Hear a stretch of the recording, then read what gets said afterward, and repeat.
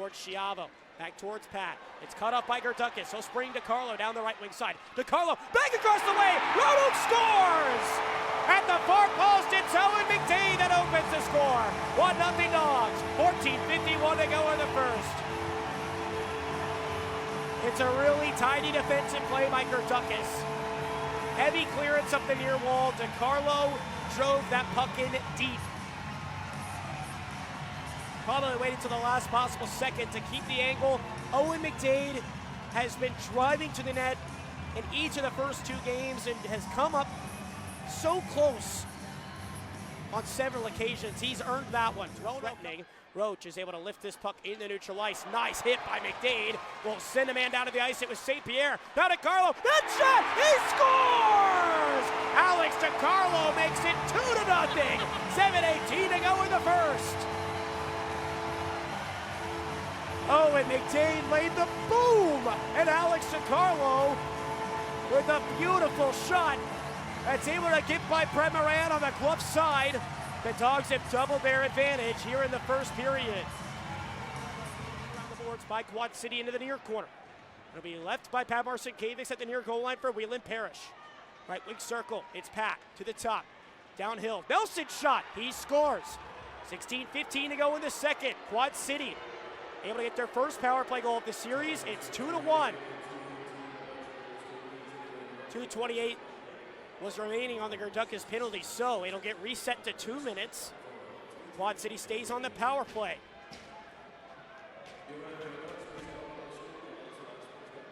It was a hard hit by Matson, and then he stood over CJ Stubbs. That's what the fans were booing about.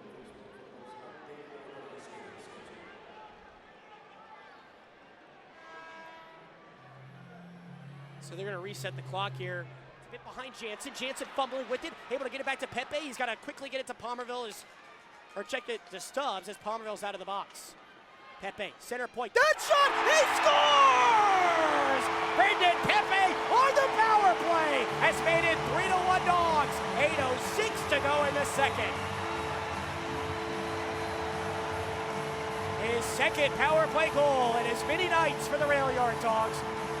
The pressure starting to build on Roanoke. But Quad City cutting this to a 1-goal game, and Roanoke getting all those power plays in quick succession. They had to really take advantage there, and they do.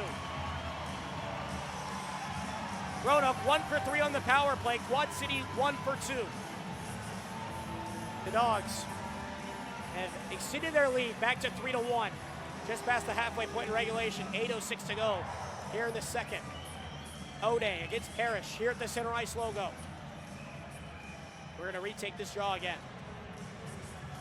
That one definitely took a carom somewhere down there, or it may have just been the eyes were completely taken out for Moran by his own man down in front. Brett Moran made the save on the Municello shot. Tied up by O'Day and Kelly, their left wing wall on the Quad City end. O'Day goes down to a knee. It ends up popping across the Quad City zone to the near side. Maynard skating out toward his own blue line, gives it away to Valerian. Intercepted, up to O'Day. He's got Stubbs, left wing circle, that shot, he scores! CJ Stubbs, his first of the playoffs. It's 4-1 Dawgs here at 1:01 in the third. Valerian could have gone 3-on-2. Alexa bumped it up ahead for O'Day, and that kind of took out the man on the near side. Turns it into a 2-on-1, and CJ Stubbs, 20 goals in the regular season. He makes Quad City pay for the turnover at their own blue line. 3 of Roanoke's 4 goals. Jansen. Jansen's shot deflects high off the back glass, stays in play. Tom Marcinkiewicz will pull it free from the traffic and leave it at the near blue line for Pepe. Pepe will send a shot, and it's tipped along. He scores! 13:02 to go in the third. I think it's Pepe again on the power play. And it is. You saw him shrug. I think he was kind of just tossing it towards the front. He knew he had McDade screening. McDade didn't get a piece of it, but Moran never saw it. 5 goals on 24 shots tonight for the Rail Yard Dawgs. 2 of them by Brendan Pepe. Dom with Pat in the box. Dumped in by Quad City into the Roanoke end. Rodebush picked his head up as he stopped the puck behind his own net. He thought about it. Now skip to the lead to the ice by the rail yard Dawgs. And Billy Roach scores. And he'll point at Michael Greco in celebration.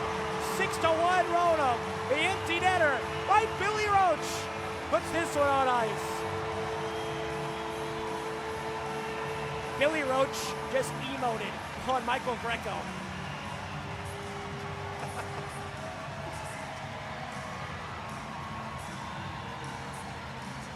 What you guys didn't see before this game in warm-ups, Brendan Pepe, when he went off the ice, had twirled the puck down into the Quad City net as he went off before the buzzer sounded. Greco, last night and tonight, lingered a little bit on the ice after the buzzer. Not that that's a big deal or anything. It is against the rules, but who really cares?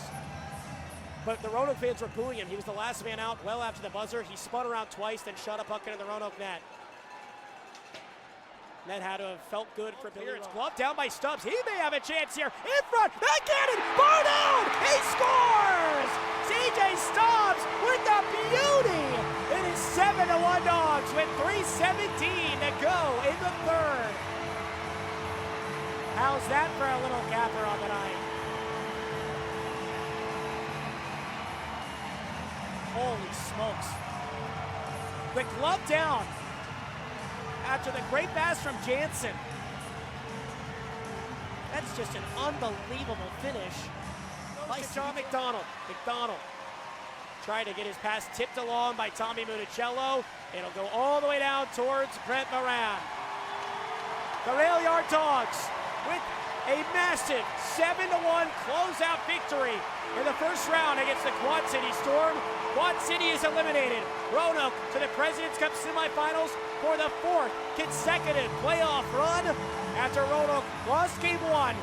They win twice here at home ice in the Star City to advance. 30 saves on the night for Austin Rodebush. 2 goals and 2 assists for CJ Stubbs. 2 power play goals by Brendan Pepe. Owen McDade had an absolute monster first period with Alex DiCarlo. They each had a goal and an assist. 2 assists on the night for Mac Jansen. Billy Roach with that long-range empty net goal. And we'll get the handshake line.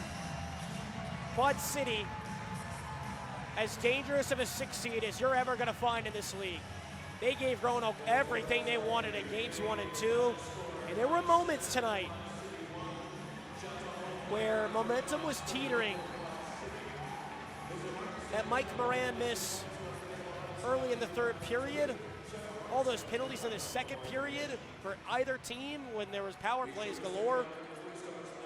Brett Moran, after game 1 on Tuesday, was 10-0-2 all time against the Rail Yard Dawgs in 13 total appearances. His save clip is up around a 938. He had stopped 22 of 23 last night in the first 54 minutes against the Rail Yard Dawgs. Roanoke gets 2 late ones and steals game 2, 3-2, and then tonight, well, Roanoke just kept coming. They were relentless in the first period, probably the best defensive period the Dawgs have had all year. The forecheck was harassing the Quad City Storm. 7 total power plays in the second period. Roanoke had 4, Quad City had 3.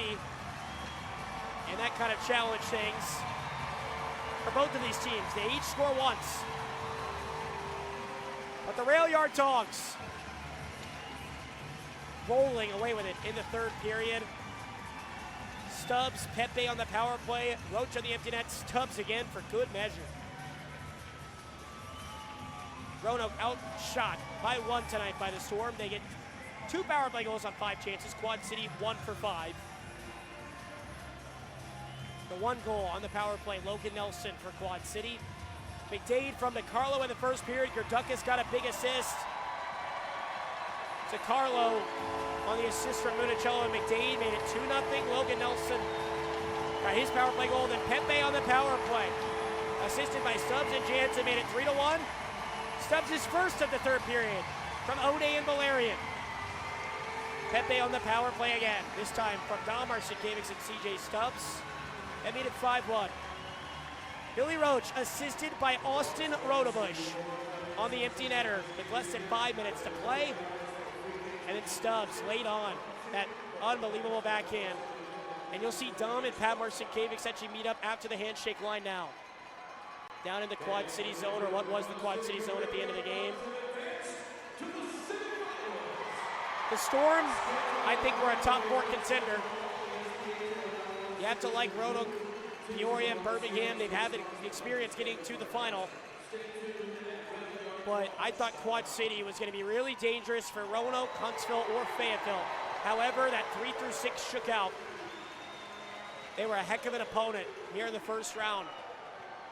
Prevailed after really getting dominated by Roanoke the first.